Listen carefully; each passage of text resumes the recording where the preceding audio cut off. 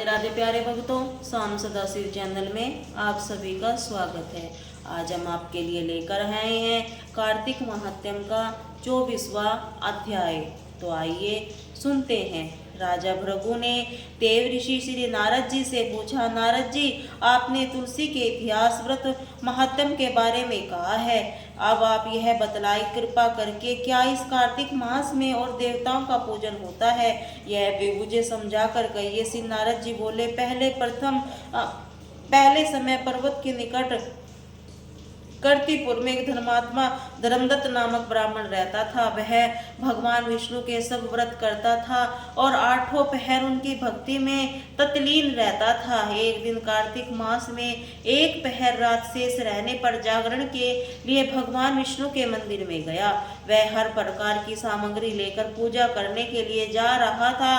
उसने मार्ग में एक बड़े भयंकर राक्षसी को देखा, जिससे बड़े बड़े दांत थे, लबाती हुई जीभ थी, बड़े बड़े लाल लाल नेत्र थे, जिसका शरीर नंगा था, मांस रहित था। वह भयंकर राक्षसी को देखकर धर्मदत्त पूरी तरह से कांपने लगा और कुछ उपाय न देखकर उसने उनकी पूजा वाली थाली, जल का लोटा उस राक्षसी पर फेंक दिया।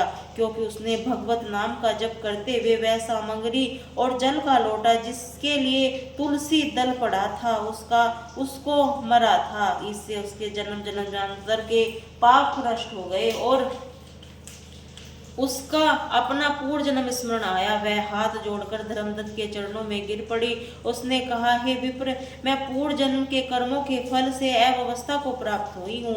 नारद जी ने कहा, हे राजन, आपको इसी प्रकार प्रणाम करते देखकर अति विस्मित होकर धर्मदत्त से पूछा, तेरी यह अवस्था किस कर्म के फल से हुई है? तू पूर्व जन्म में कहाँ रहती थी और तेरा कैसा चरित्र था?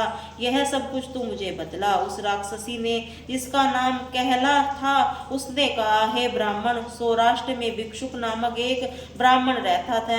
मैं उसकी पत्नी थी। मेरा स्वभाव बड़ा ही निष्ठुर था। मैंने अपने पति को कभी भला न चाहा, न कभी उसे अच्छा भोजन और मिठाई खाने को दी। मैं प्रतिदिन उससे लड़ती झगड़ती रहती थी। मुझे इस प्रकार लड़काता देखकर नित्य प्रतिकलह के अंग लाकर मेरे पति को दूसरा विवाह करने पर निश्चय किया। यह सुनकर मेरा पति दूसरा विवाह कर रहा है, मैंने उससे दूसरा विवाह करने से पहले ही विष खाकर आत्महत्या कर ली। मेरी मृत्यु के पश्चात यम के दूत आए, मुझे पकड़कर गदा मारते हुए यम के पास ले गए।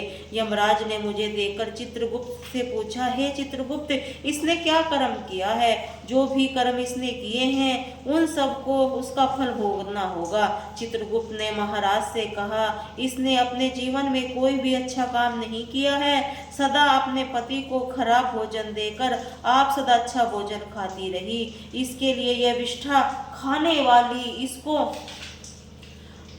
अब सुर्की का जन्म दिया जावे। चूंकि वह अकेली ही पाक से बर्तन में भोजन करती थी, इसीलिए अपने बच्चों को खाने वाली बिल्ली हो। अब इस चूंकि अपने पति को क्रोध करके आत्मघात किया है, इसीलिए प्रेत योनि में जाएगी।